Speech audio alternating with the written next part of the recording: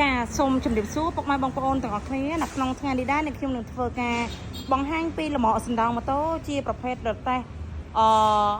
លក់ប្រហិតជៀនលក់ម្ជូរលក់កាហ្វេលក់ភេសជ្ជៈនិងលក់ទឹកកំពៅចាសម្រាប់មកឈុតនេះដែរគឺបងប្រុសបងស្រីនៅខាងបាវិតគាត់បានធ្វើការកម្មង់ទិញទាំងម៉ូតូទិញទាំងលំអសណ្ដោងពីខាងខ្ញុំផ្ទាល់តែម្ដងចាបូករួមជាមួយនឹងម៉ាស៊ីនទឹកកំពៅផ្នែកខាងក្រោយចាសម្រាប់ម៉ូតូគឺជាប្រភេទម៉ូតូស៊ីរុសកម្មផ្ទះប្រាំងបូមចាគឺយើងមានការកែរៀបចំជូនគាត់មកស្អាតដូចក្នុងវីដេអូដែលយើងបាន live អញ្ចឹងចាសម្រាប់ម៉ូតូគឺយើងមានការកែបូមធំកាំដែកកែក្បាលតពុះម៉ូតូជូនចាហើយសម្រាប់នេះដែរគឺកន្លែងឆុងកាហ្វេកន្លែងចិត្តគ្រឿងម្ជូរឬក៏កន្លែងដាក់កន្លគ្រឿងកន្លែងនេះក៏បានដែរចាគឺយើងបែកដាក់អមលើក្បាលតពុះនឹងម៉ូតូនឹងតែម្ដងចាសម្រាប់ផ្នែកចំហៀងនេះគឺជាប្រភេទទូដាក់ប្រហិតជៀនចាផ្លាសេប្រហិតមាន4ប្រអប់បើកពីលើទាំង4ណាចានេះអានេះទូនេះតតាំងពីទឹកកន្លះបដោយវា1ម៉ែត្រជាងចាកម្ពស់3ទឹកហើយទូនេះទូដាក់ម្ជូរចាទូដាក់ម្ជូរចាកម្ពស់45 2ថ្នាក់ចាហើយសម្រាប់សបកកង់ឡានកង់វិញគឺយើងដាក់ប្រភេទសបកកង់ឡានលេខ12ផ្លូវ09ជាទៀត5ស្លាបជូនចានេះផ្លូវធំចា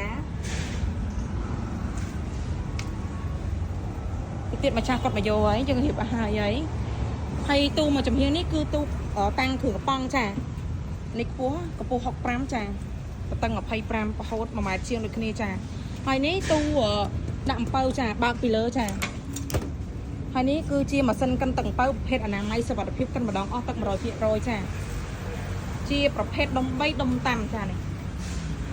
ចាសបកវាជាប្រភេទអ៊ីណុកសុតណាពុកម៉ែបងប្អូនសម្រាប់ម៉ាស៊ីនគឺជាប្រភេទម៉ាស៊ីនកោះកេះគឺយើងហ្វ្រីចាក់សាំងចាក់ប្រេងបាក់បច្ចេកជូនមុននឹងយកទៅផ្ទះចា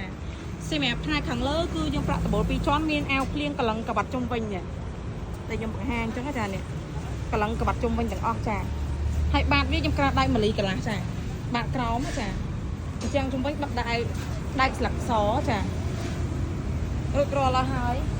អូនធំទឹកអារម្មណ៍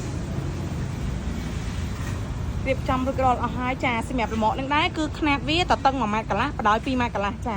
មិនភ្លេចប្រាប់ពីទំហំຂະຫນាតចារួចរាល់អស់ហើយសម្រាប់ពុកម៉ែបងប្អូនមានតម្រូវការចង់កំងធ្វើលំអសណ្ដោងគាត់ចង់លក់កាហ្វេលក់ភេសជ្ជៈលក់ប្រហិតជៀនបុកល្ហុងបាយឆាមីឆាលក់គ្រឿងម្ជូរអីគាត់អាចធ្វើការតំណែងតាមរយៈលេខទូរស័ព្ទ3ខ្សែដែលខ្ញុំដាក់ផ្នែកខាងលើឬក៏ឆាតចូលเพจរបស់នេះខ្ញុំផ្ទាល់ឬក៏ចុចលើ link Telegram របស់នេះខ្ញុំក៏បានដែរសម្រាប់ទីតាំងរបស់យើងខ្ញុំគឺនៅភ្នំពេញនៅផ្សារដើមកៅលើផ្លូវ271នៅម្ដុំធនាគារ ABA ស្លាកយីហោរបស់យើងខ្ញុំឈ្មោះផាតតារាចានេះផ្នែកខាងក្នុងចាធំតលីល្អមែនទែនចាຂະຫນាតនេះលក់ទៅគឺភ្ញៀវអតិថិជនយកទៅគឺពេញចិត្តតែម្ដងចាមិនមានចង្អៀតទេខាងក្នុងដាក់ធុងតកបានមួយទៀតចា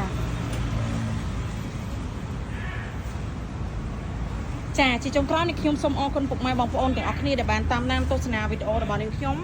ចាប់ពីដើមរហូតដល់ចប់ចា